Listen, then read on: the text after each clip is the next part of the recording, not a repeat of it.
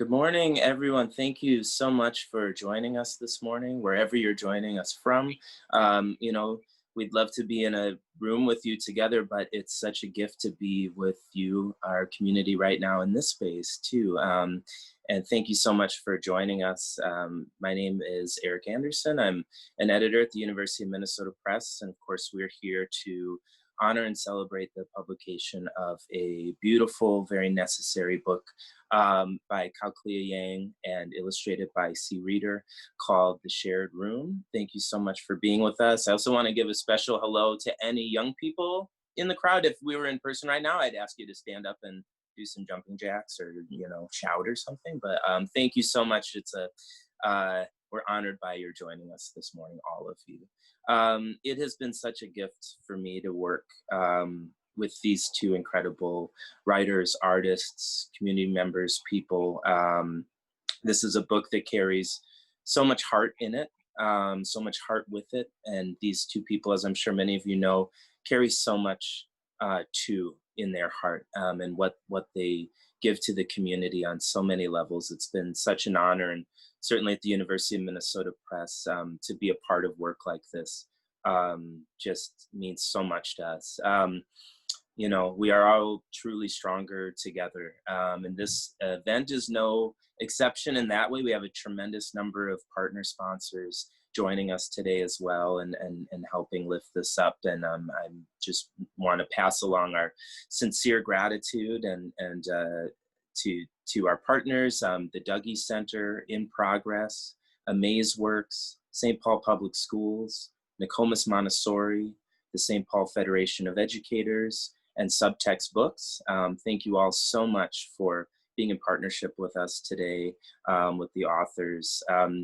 A note quickly that Sarah is joining us from Subtext Books as well, and signed copies of The Shared Room will be available today and beyond today as well, but there should be a link in the chat section if you can find that where you can purchase the book. And Sarah will tell us a little more at the end of our time together about ways to purchase the book.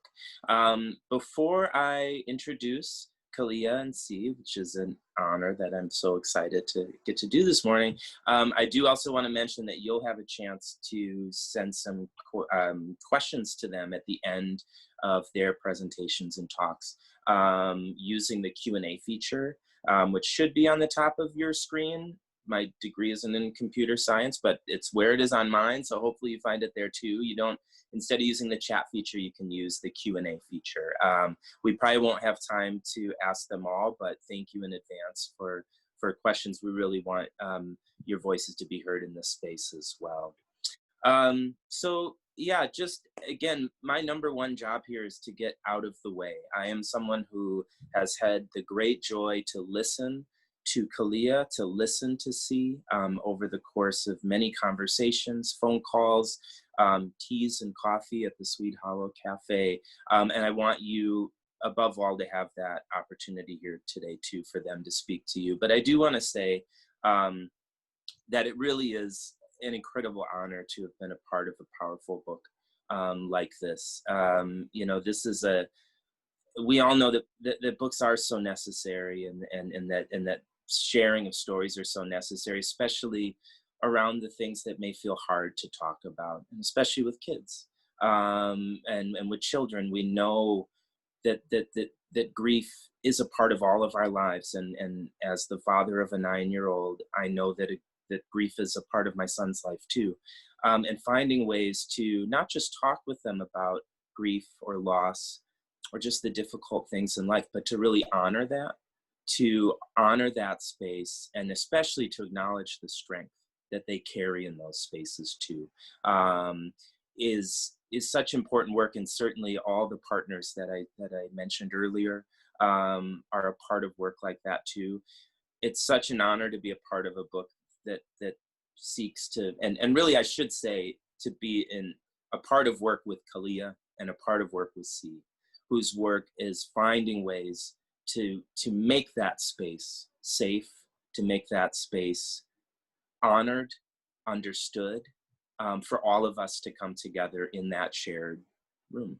And I'm very grateful for that. And certainly in this moment, here in Minnesota and beyond. We see that loss, we see that grief, in some ways even more directly than ever, and so it's all the more important. So that's just a note from, I guess, from me to start, that I'm so thankful. So thank you, Kalia. Thank you, Xee, above everything in that way. I am so happy. The first time I read this story, it just spoke to me so immediately. I wanted to talk to Kalia right away about it. It's a part of a lot of work that we're doing together. And as an editor, you really want the illustrations to bring those words into that space in all of their truth. And when Kalia shared Xee's work with me and said, what do you think? I think this might be the person who could bring this book into that space. I was just so moved by the work that I saw from Xee, and working with her was such a gift. Xee is a multifaceted visual artist. She's based in the Twin Cities. She works across a great many mediums, which if you go online and look at her Instagram or to her webpage, you can see across from paintings to sketchbook illustrations, textiles, lettering. She's collaborated with a great number of institutions here and people in the Twin Cities, the Minnesota Museum of American Art, the Hmong American Farmers Association Art Crop Program. I really encourage you to look at more of her work. I also hear she's learned how to make a mushroom style savory tea, which I would like to go on the record as I want to try sometime, Xee. And so thank you so much, Xee, for the art that you've brought to this story. And Kalia, thank you for this story. Kao Kalia Yang is the award-winning author of very beloved foundational works of nonfiction like The Late Homecomer and The Song Poet. The Song Poet, and Kalia, you can correct me here if I'm wrong, has been commissioned as a youth opera with the Minnesota Opera scheduled for next year. She has also edited with Shannon Gibney the collection What God is Honored Here. And her first children's book came out last fall, A Map into the World, illustrated by Seo Kim. And that was published to great acclaim, including being named as Charlotte Zolotow Honor Book and a winner of the Minnesota Book Award, which is great. And so I would like to step off the stage at this point, as it were, and I'm so happy to introduce Kalia to you and give the space to her and give my ears for listening as well. Thank you. Kalia? Thank you, Erik, for that lovely, thank you for your words. Hello all, I'm Kao Kalia Yang. I'm coming to you from my office on the east side of St. Paul. Thank you for joining us. So I'm nervous, and I know I'm nervous because this book is really near and dear to me. The Sharedroom began as a tragedy. 3 years ago, a little girl named Jana drowned. She was 6. It was the first hot day of summer, and she drowned. I was friends with her mom and dad. I'd met her many times. She'd said to me one time at a reading, "When I grow up, I want to be a writer. Not just any writer, but I want to be a writer like you." And when I found out of her drowning, I was tremendously sad and devastated. I attended her funeral, and in the days after, I would check in on her parents via social media, just go see. And I saw a grieving family. I saw a family that reminded me so much of the family that I come from. All of my aunts have lost children. And so I started thinking, what can I do as a writer? When the idea came to me, I didn't just want to write a book without the permission of the family, because I wanted to write for the brothers and the sisters.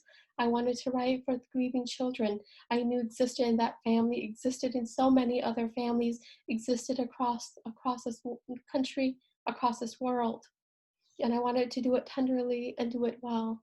And so I got in contact with Jenna's mom and dad. So the book is written with permission, and it is written specifically for her brothers and sisters.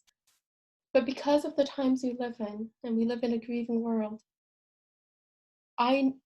whereas before I would say that the shared room was specifically for children who understand grief or experiencing grief, as I read it to my own in the last few days, I understand that this book is for all children. It teaches compassion, what happens on the outside and what happens on the inside of a home, where particular families are situated. It builds compassion and care in incredibly important ways.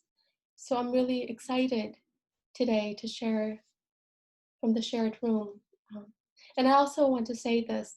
C is Hmong and I'm Hmong, and it was so important for me because we're honoring the particular story of a Hmong family that I collaborate with an illustrator who was Hmong. And so C, I thank you for your good work in this book, and I'm so excited to share this book with the world today. Heather, if you can cue, I'll do the reading, and then we'll have an opportunity for a Q&A after. So this is from The Shared Room. Illustrations by Xee Reiter. For the children who miss and grieve and love those who have gone. For the siblings of Gianna, Tili, Tiku, Duati, and the new baby Lucia, her sister always and forever. It was a balmy winter day in Minnesota. The sky was heavy with gray clouds. The snow had begun to melt and patches of yellow grass peeked through the dirty white. The ice grew thin over puddles of dark water and cracked like broken glass. In an old house on the east side of St. Paul, a mother and father sat before a dark fireplace with their 3 children playing close by. They kept the light dim in the house. The shadows from the corners reach out and touch the feet of the children. The light entered the room through a single wide window and a picture on the wall. The window looked out at a red stop sign where neighborhood children waited for the bus in a long line on school days. On the wall, there was a picture of their 4th child, another daughter, smiling beneath the summer sun, her brown hair glinting with streaks of gold, her eyes soft and shiny, her mouth open in joy, white teeth in a fine row. 7 months had passed since the girl in the picture had drowned. The day she died had been hot, sweaty. The family had gone to the swimming lake, bright umbrellas unfolded on sand like flowers in bloom. Elderly people read their newspapers and books on lounge chairs and towels. Young men and women played volleyball nearby. No one saw the little girl walk into the water, laugh when the water touched her toes with its cool, walk further into the lake, feel the water around her waist, walk until her feet lost touch with the ground, float for a moment, and then struggle to surface. The day she died now existed as a bubble above all the other days on the family's calendar, a fragile and fierce floating thing untethered to the earth, well below the clouds, but beyond anyone's reach. Her room had remained empty, her clothes in their drawers, the pictures she had drawn at school still taped on the walls. Her bed, her blanket, her sheets, her pillow still held her scent and the dents she had made in them. Several times a day, the mother or the father opened the door to their daughter's room, went in, sat on the floor beside the bed, leaned their head into the sheets and the blanket, sniffed deep, closed their eyes, and sometimes hope never to wake again. But then the other 3 children called up from the stairs, and no matter how tired, the mother or the father would respond, "I'm coming." A quiet had entered the house.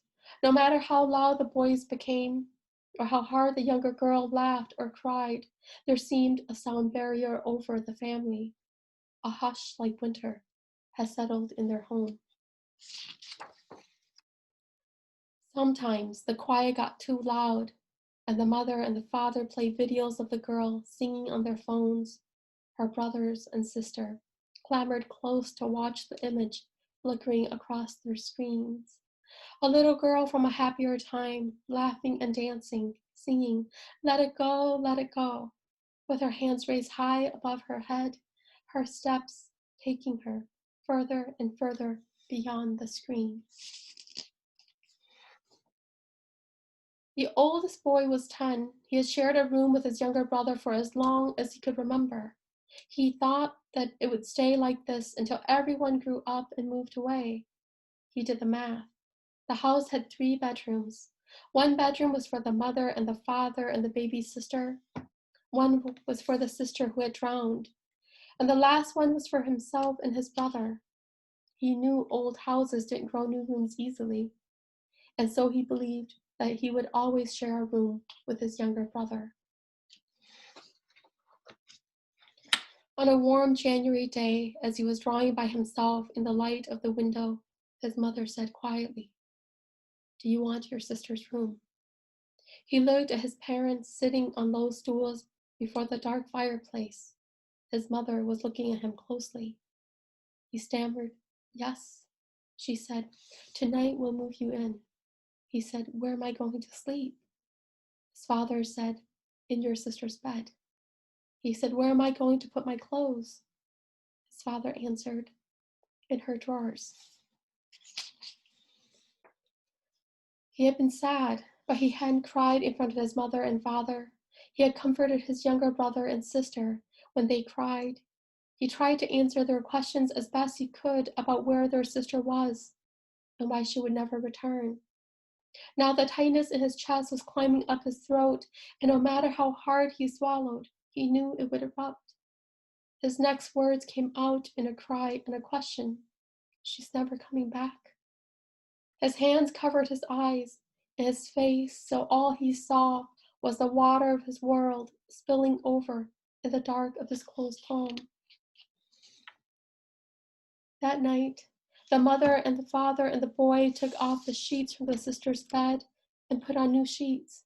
His mother went through her daughter's drawers and folded the clothes into an empty suitcase for her younger girl to wear in a couple of years. His father swept the room with a broom, and the girl's hair stuck on its tip with his hands. He pulled her hair out from the bristles, and he held the dust and the strands of light hair tight in his palms. That night, the big brother slept in his new room. He could see the neighborhood through his new window, and he saw how the world had looked to his sister from her place of rest, peaceful. Later that evening, a winter storm blew in on the waves of the warm winds that had visited.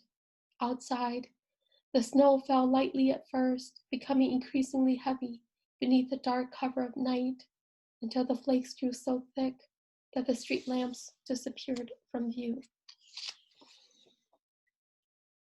In the morning, the old house on the east side of St. Paul was covered in snow, and the family inside huddled close to their fireplace, now alight with flames, keeping each other warm, their little girl's memory, like the fire before them, a melt in the freeze of their hearts. Thank you. That's from The Shared Room. Now I have the pleasure of introducing Xee, my wonderful illustrator for this book.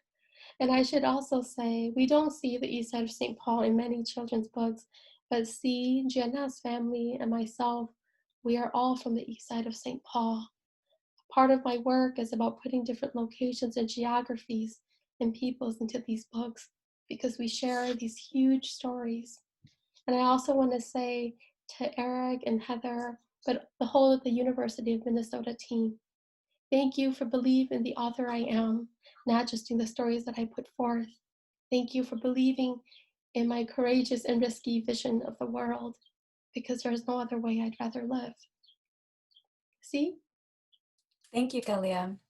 I had to recover a little bit from that. Anytime I read the book, and I've shared that as well, was that it was difficult at times to illustrate the book because it's just getting to the heart of it and making sure that the illustrations can do justice to the beautiful words that you've written. I want to take also the time to thank you, Kao Kalia, for allowing me to be able to do this with you, to collaborate with you, and for trusting me to deliver on, like I said, doing justice to this book.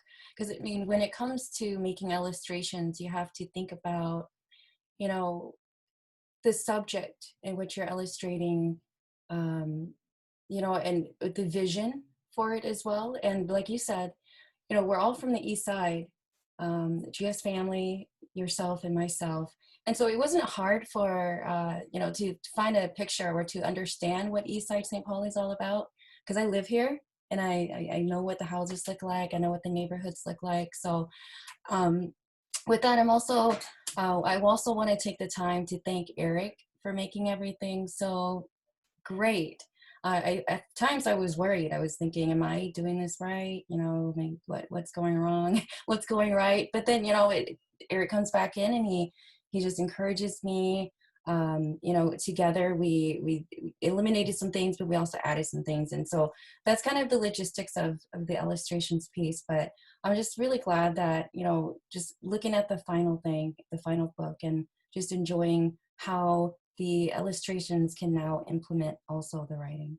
So thank you so much. And also to the U of M Press, you guys have been great, wonderful. And thank you to our sponsors as well.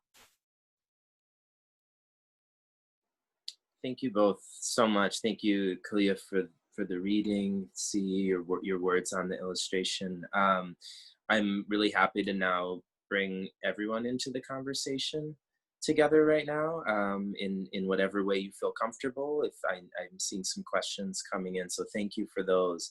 You know, this is a shared space. In whatever medium we have, we are together, and I want to encourage you to take that opportunity if you would like. If you would like to just listen, that's great too.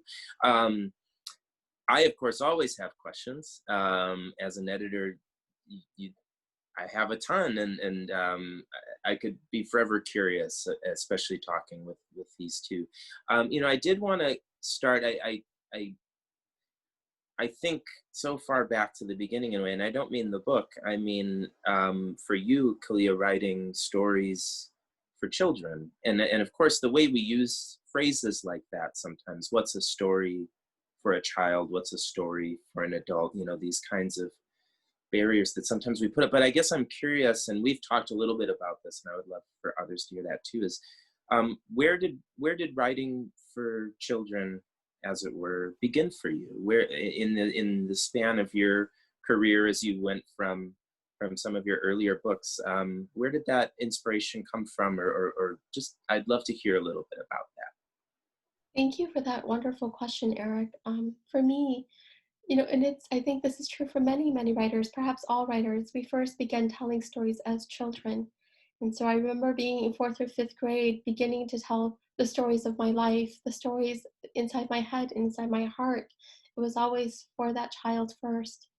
For a writer coming from the kind of background I am one of the, you know, first published Hmong American authors in the country. And I couldn't begin first in children, I thought. I had to establish the fact that I could write, and I could write in a literary way. And then there was a story that I'd been born into that felt bigger than anything else, and I felt compelled and propelled to tell that story. And so those are my first books. But children have always been at the forefront of perhaps my heart. I am now a mother. I have 3 little ones.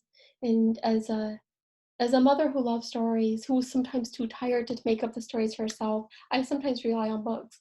And so we've been reading a lot of books, and I wanted my kids to see pieces of their lives reflected. That was always one of the reasons why. I knew that you know, as a child of St. Paul, Hmong children dominate the St. Paul public schools. There are so few books written in a beautiful way by and for them. And I understood the thing. If I could do it right, the books I write would be, all children could feel it, because no writer is limited by the circumstances, the hair, the eyes, the color. You know, these things do not limit the reach of our humanity, the breadth and the depth of our feelings. You know, there are a lot of very intelligent writers. I don't see myself in those terms, but I see myself as somebody who can traverse the emotional landscape very well. And many children feel their way through the world. So I wanted to write for those children. But lately, I've been reflecting about the difference between writing for adults and writing for children, Erik, and I've come to this position. When I'm writing for adults, there's a roaring fire and I'm throwing myself into the flames. I want to be consumed, obliterated. I want to enter and feed into whatever is burning. The burn of the human heart is how I would choose to see it. when you're writing for children, you're starting that fire. You know, I have to find kindling. I have to make a flame and blow enough breath into it, give it enough oxygen so that it takes, and you're trying to fan a fire forever. It's a very different experience. I think it's a much more tender act than it is for adults. Plus, in the world of children's literature, anything can happen with the flip of a page. That is the magic of the moment. And so it gives me room then to enter into that more magical space at times. Um, but I'm not leaving. This is my second book. In October, I have a third. Next year, we have another one coming out, the University of Minnesota Press and me. And so I'm here to stay. I want to be the kind of writer that a child can grow up with and grow old with. Then an elder can pick up and read to their young ones. That is the dream. The hope is that I get to write many, many more books. I hope that too. I know it. Yes. Thank you, Cletus, for that beautiful response. And that, you know, that reminds me a bit of one of the questions that had come in. It actually wasn't a question as much as words for you both that I wanted to share. It was, Kalia, your words always move me, and this time, see, you brought me into the book with her illustrations to places I might not wanted to go. Thank you both for embracing me. I wanted you both to make sure you heard those. That's from z.umn.edu.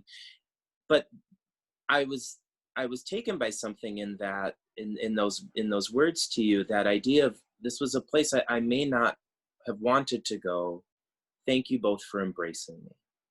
And that made me think a bit about, Clea, what you were just saying about a roaring fire versus a fire that you kindle that should burn a long time, and how you welcome someone into a space that's new for them, or a space that is scary in some way. And certainly, as my having been a child myself, I can think of many moments where I felt scared to enter a space. As an adult, I feel that so often.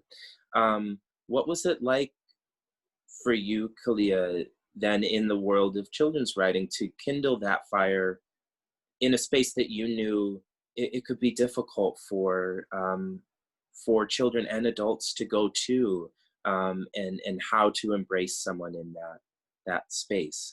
And I have my own sense from all of our conversations, but I'd love to hear a little bit more about that, working from Zeke-Linda's wonderful comment.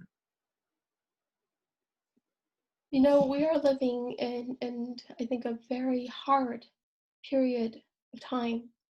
We need authors who are willing to write the hard books and to do that with compassion. I don't know about other parents, but as a parent, I'm trying to teach my kids compassion. I'm trying to teach them how to sit with feelings that aren't celebrated often in children's literature. We want to read about joy. We want to read about happiness. We want to read about celebration. But that isn't all of life. I want to prepare my children for all of life, to sit with the sadness that sometimes is there. Every single one of us, no matter how big or how small, we carry all of these feelings inside. And so teaching my kids how to sit with loneliness, sadness, and sorrow is as important as teaching them how to revel in joy and celebration. I've never been afraid of the truth. And for this simple reality, I have to thank my mom and my dad. I grew up as a poor kid, a refugee child, first in the camps and then the housing projects here. My mother and father have never had the ability or the opportunity to shield me from the realities of our lives. I knew when there was nothing in the bank account. I knew when there was very little on the table or in the fridge. I knew when there was death and there were pieces of them were dying inside. You know, when my mother lost her mother, when my father lost his.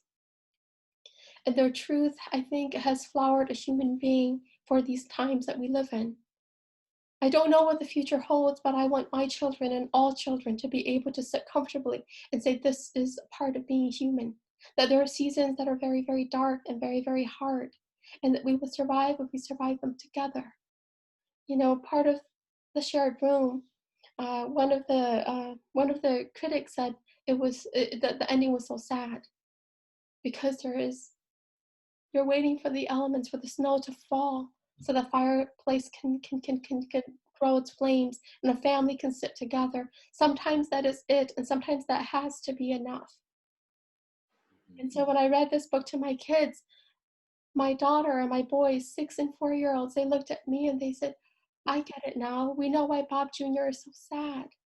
Because Bob, of my book, A Map into the World, has just passed away. And all of a sudden, when his children gather, they gather around his house, my kids can begin to understand and offer compassion for what is happening within those walls, across that street, in the yellow house. I think we need hard books to teach our kids how to survive hard times well. See, do you have anything to add?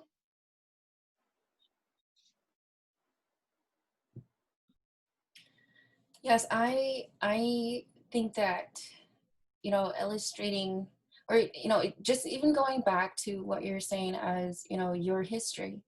Mine was I chose illustration as a third language, for lack of better terms, because I was a very quiet kid. I mean, first generation, child of refugee parents who didn't know the ins and outs of what it's like to live in America and go to school and learn something entirely different from what they were used to.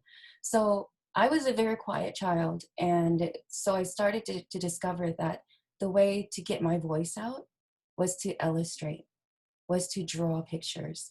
And that's how I was able to connect with people, because I didn't have the right words to say. And so by working with you, Kalia, with getting this message out, and even if it was tough at times, like I said, I keep mentioning that because it really was emotionally, it was hard for me, because when you illustrate a character or a family, you have to be able to empathize with them. And that goes along with compassion as well, is giving up everything that you feel. You may have the most wonderful day, but when you sit down to illustrate, you look at the heart of the book and you think, this is what the family's going through. So it is so crucial to be able to pay respect to the emotions of the book, and collectively then too, to deliver that message.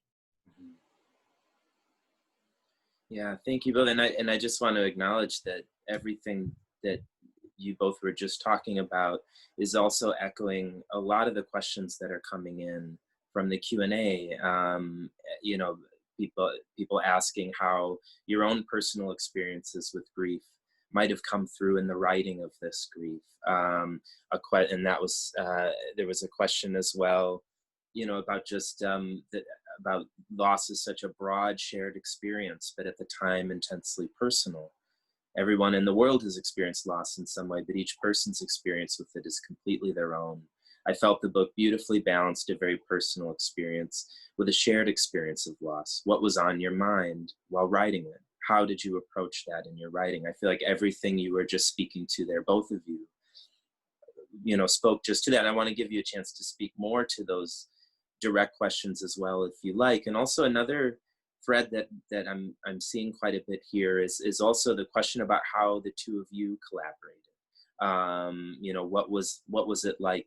How much collaboration was there? Just what was it like for the two of you to work together in this way? And what did that look like? My guess is there are a lot of people who are listening who are curious about the process of writing books, publishing books, collaborating with people, especially in such intense personal stories.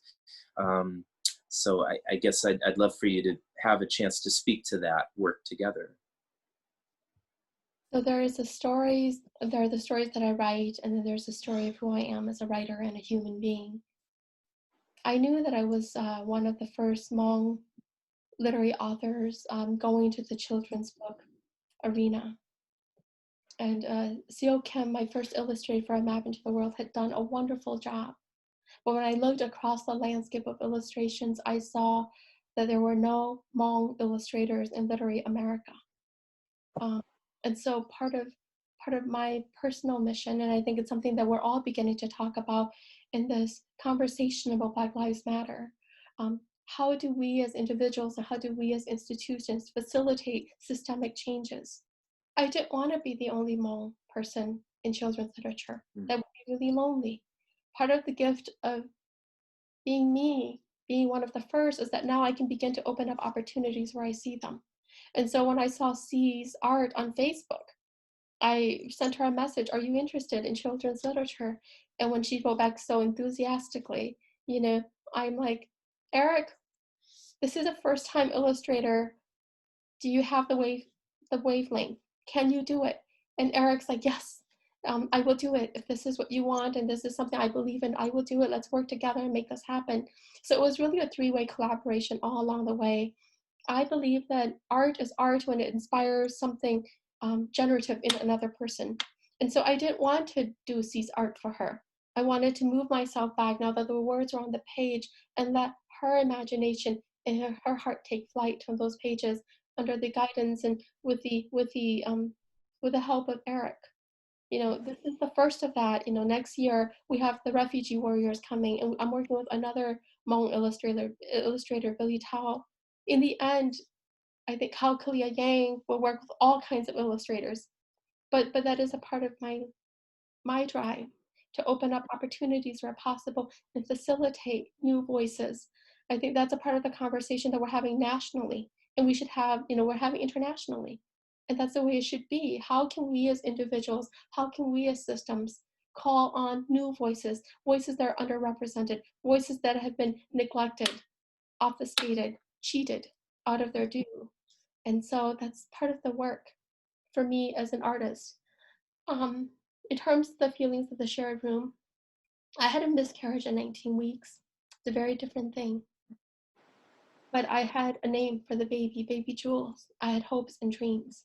And so I knew what it felt like to carry something and to lose it. I am, you know, my mom had 7 miscarriages, and some of those came pretty late on the journey. And so I grew up with loss around me.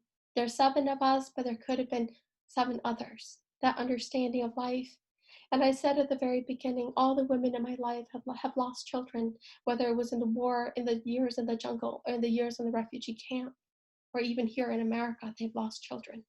Sometimes the children are grown and sometimes they were young, and everybody had to learn how to live with it, how to live with that sadness and allow the sadness to flavor the realm of our world. And so the feelings are very familiar to me. And then I want to say this, Zai and Jin as parents, I have so much respect for them, so much love for the family that they're raising. But whatever I could do so that the memory of their little girl lives on and that Jenna can be a part of the conversations of that family, what they are becoming, I wanted to do and to facilitate. And so it came from that space. The book came from that space of offering. Yeah, Steve, do you have anything to say about our collaboration? Absolutely. First and foremost, I can't believe it's been 2 years since that day that you reached out to me and asked me if I was interested. You know, back to what Erik was saying too, you know, a lot of people don't understand or like want to understand how this came about or how do you get into illustrating children's books. This was my very first, and I thank Galia so much for the opportunity to personally reach out to me when, you know, as an artist, sometimes you start to lose hope. Like, where am I going with my art? What do I want to do with it? You know, ultimately, the reason why I make art is to tell stories. It can be in the most mundane things, like, you know, it could be a toy, it could be a walking stick. Each of those things have a story. You know, it carries a story just like all of us. So when you had asked me to collaborate with you, I just thought, oh my gosh, like, is this for real? Is this happening?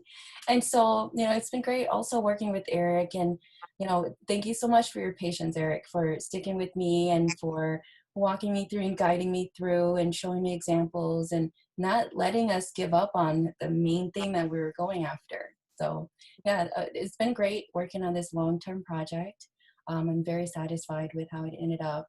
You know, what the emotions that I get out of this book, I mean, regarding loss, isn't necessarily the fact that I've lost anyone in my family close to me, but the trauma of losing someone close to me that, you know, wasn't within the family hit so hard for me.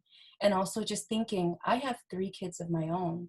And if that were to happen to me, I mean, I really wouldn't know how to deal with it, except for this book does offer some insight on how a family can grieve and move forward, even with just little things like a room, a bedroom. Mhm. Yeah, no, thank you. And kind of to jump off a little bit of what you were just saying there and to another question, it's so often it's the little things in a book that speak so much to those who are reading it, to seeing the kinds of details that reflect their own lives, reflect their own experiences, that push against maybe some of the things we tend to only want to see in books, like happy endings, as if sadness is something that we don't carry and isn't meant to be carried. It's meant to be forgotten or something. And the small details speak so much throughout this book, and I mean that on the words and as well as the illustrations. And one of the questions that had come in, see about your illustrations were the parts of the illustrations that feel specifically Hmong. What was it like for you to approach this book and create a universal kind of story by being so true to that experience as a Hmong American, that experience on the east side of St. Paul, everything you've already talked about wanting that book to speak to that truth? The question was, are there certain parts of the book, are there little details that a Hmong reader may pick up on that others wouldn't? Are there elements that you worked into the illustrations? How did you approach those illustrations and that part of it? I'm going to bring it back to what Kao Kalia had said about the lack of books for Hmong children, or, the majority of the school system is made, in St. Paul anyway, is made up of Hmong children. And so I've seen previous portrayals by non-Hmong illustrators where that's exactly what I thought. That's not Hmong. I pinpoint those things. Like, it could be little things like, you know, things that Hmong family wouldn't particularly do because it's not a cultural thing. I had to incorporate, I had to really go back and think about my own family, growing up with my parents and my own family.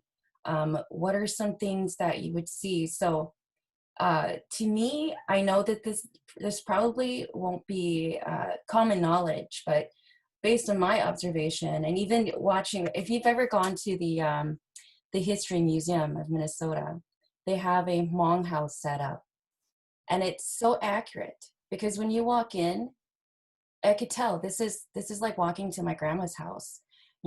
Things are where they shouldn't be. Things that aren't used for specifically that thing is being used. It's being rigged up, and all these quirky things that really that's so near and dear and personal to me that I felt like I had to incorporate it in. It was a little tough because what you have to think about is what is Hmong and what is Hmong art. You can't just simply throw in a swirl and call it Hmong art, right? Or like the embroidery patterns and call it Hmong art. I wanted it to be specific. I wanted it to be relatable to Hmong families, but also not too far-fetched to the point where it's like, oh, well, this was specific only to your family. Not, no one else can relate to it. So, I had to really come up with things like the kuthang, which is the little chairs, it's stool that we sit in. That was mentioned in the book, and I thought that was such an important element of a Hmong house, because that's what I grew up with, with my grandparents. Little things like toys, mismatch furniture or mismatch, sheets and things like that I had to throw in as well, that the color didn't really match with like the decor and things like that. So little things like that I threw in for just that purpose. That's how I was raised. Not everything matched up because things would be donated by charity to my parents, or they, couldn't afford the whole set and things like that. So I really did try to pour that in. One of the very exciting details for me when I saw the proofs was when Xee had the fly swatter right here in the living room. Fly swatter right here. You have to have fly swatter everywhere. You have to be ready for the moment. Yeah. And that's where I come from, whereas in other homes it would be less attractive. In a Hmong home, that's how you get the job done when the flies come in. And so I appreciate details like that throughout the work. Thank you. Yeah. We're getting some, which is wonderful, we're seeing some questions from educators and from people who work with organizations who work directly with grief, with bereavement. And so, I wish we were going to have time to cover all of the questions. One of the questions that came in was from an educator with the Osseo area schools of around 30 elementary teachers, and they're actually using Kalia, your first book, as a part of their professional development series. They're using A Map into the World. And Hannah's question is, they're going to be doing some lesson planning, and I think this is a really interesting question in a sense, because we all kind of imagine, in a way, or at least I do, the life that a book takes. I wish I could see all the places a book goes. I know from looking around my house, which looks like an avalanche of books, I see where many of them have come. But all of the hands that they go into, the spaces that they become a part of, and how they're used, how people respond to them. Hannah's question is, she says, I hold a belief that we can provide students with culturally responsive and meaningful texts, like the texts you provide, while teaching academic skills and standards.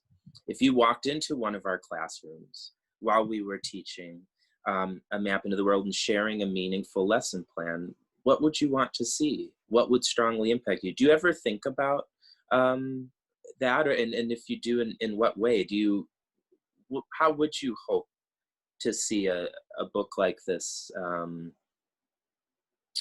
be in a space with kids? What would you hope some of the conversations that might flower from this be? And this can be a question for you as well, Xee, but Kalia, I'd love to hear your thoughts. This is not a hope. This is actually lived experiences. I visited many schools, had the opportunity to with A Map into the World. In one school, I saw all the children drawing the maps of the beautiful things they carry in their heart that could be gifts for others on the walls.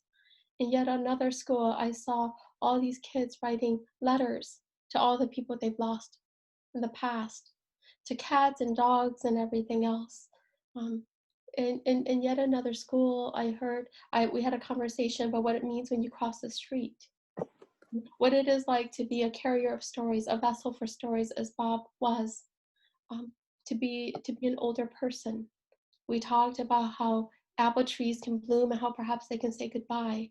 There have been a variety and very incredibly creative ways of engaging with the text. There is no right way to do it. I think every educator in the room understands, we cannot be the engine for the learning that our students need to do. At our very best, we can be companions on their journeys. And that's the beauty of a book. You write it and you put it out there, and people will find what they need from it. That is the biggest gift. I've had incredible conversations with students about how Bob got to be so old. Like, what kinds of things did he eat? And I'm like, he had a garden. He ate a lot from his garden. He ate most things raw because he didn't know how to cook. Ruth had done most of the cooking in their lives. And so the conversations went all different places. But that for me is the fun as an educator myself. When you present a text and when students run in different directions, you want to chase them with it. I think that is the gift for me. I really do want to say thank you to the St. Paul Public Schools, Amaze Works, and all of the educators in the room. The work that you do enable writers like me, illustrators like Xee, editors like Erik, publicists like Heather, booksellers like Sarah, and so we're really in your debt, and we hold a lot of gratitude in our hearts for the work that you do. Absolutely. Yeah, no, I second that. I mean, it's incredible to see where books lead and what they encourage, and just everything from working with the two of you, and I just see that so often. I just kind of step back, and it's an incredible thing. And we don't have too much time left, unfortunately, and so I'm sorry for all the questions that we won't be able to get to. I promise to we'll try to write them down, and I want to make sure that Xee and Kalia see your words There was a question here, kind of looking at Hmong traditions regarding grief and celebration. Elizabeth writes, there are so many beautiful Hmong traditions that are a part of grief and celebration. Do you have any plans to include those in a future book? And this may, Kalia, this may not, this may be an opportunity to speak about some of your future work as well. But it's also, I think, an opportunity to speak about some of that tradition of grief and celebration.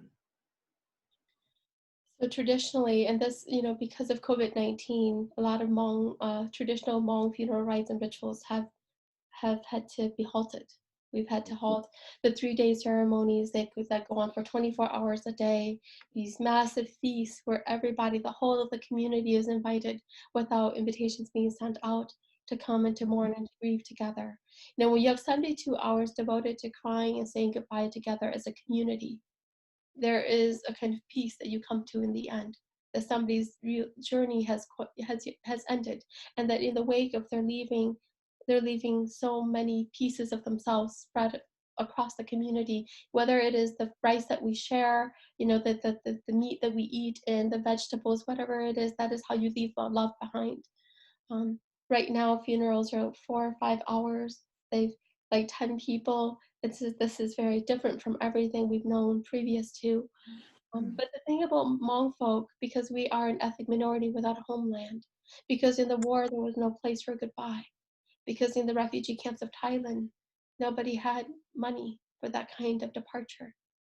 Because now in America, in this capitalist system that we live in, some families have a great deal more than others. We're beginning to see a great deal of diversity in how we choose and how we can say goodbye. In The Late Homecomer, I talked about my grandma's funeral in detail at the end of the book. And many of that involved the songs, the Pink songs that led her back to the place where she was born, so she can dig into the earth and get her shirt into the world, her placenta, and then make her journey back to the land of the ancestors. Because it's such a rich and incredible journey, I'm sure that in future books I'll come back to visit in many different ways. I'm working on a book right now called The Diamond Explorer, and The Diamond Explorer is about a Hmong boy who's destined to become a great shaman, but all the great shamans in his life are gone. He's growing up on the prairie of Minnesota. How do you find your way to a place where you're supposed to be without those markers in place? That's one of the big questions. And of course, because he is a young shaman, he must journey to the lands of the past, journey to the lands of the spirits. And so that allows me incredible room to play and to roam. So yeah, it'll come back in many different ways. Yeah.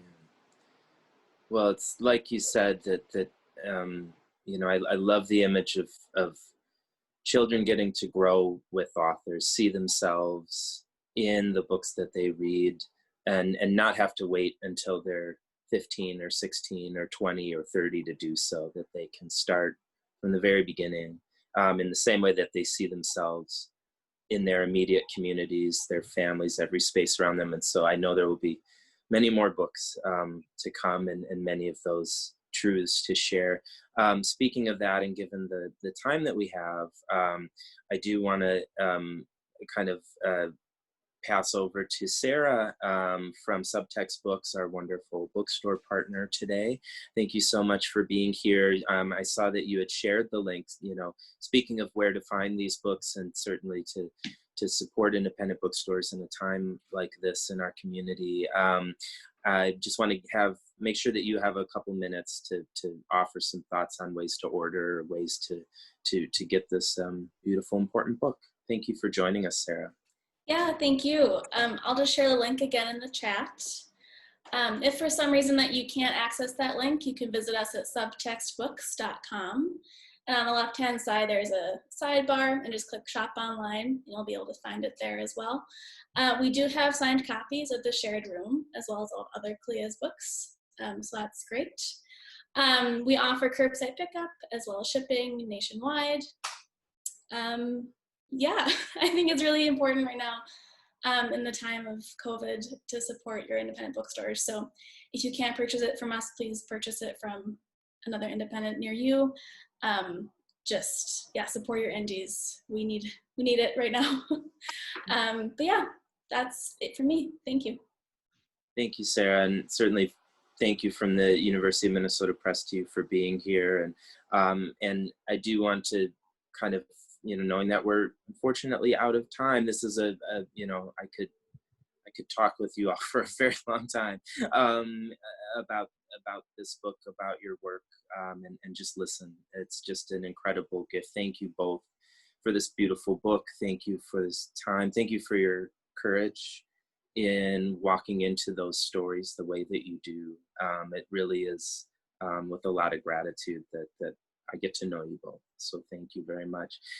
Thank you to all of our incredible partners again today. As Kalia so eloquently said earlier, the work that they are all doing in so many communities, having these tough conversations, creating these spaces to make children and their families feel empowered in these spaces together. Thank you to the Dougie Center. Thank you In Progress. Thank you AmazeWorks. Thank you St. Paul Public Schools. Thank you Nokomis Montessori. Thank you to the St. Paul Federation of Educators. And again, Sarah and Subtext Books. Thank you for making books available. Thank you all out wherever you are right now for joining us today. Again, to be a community in whatever ways we are able, especially right now. I certainly appreciate your time, and thank you for being with us today, and have, be well, and Kalia, Xee, thank you again.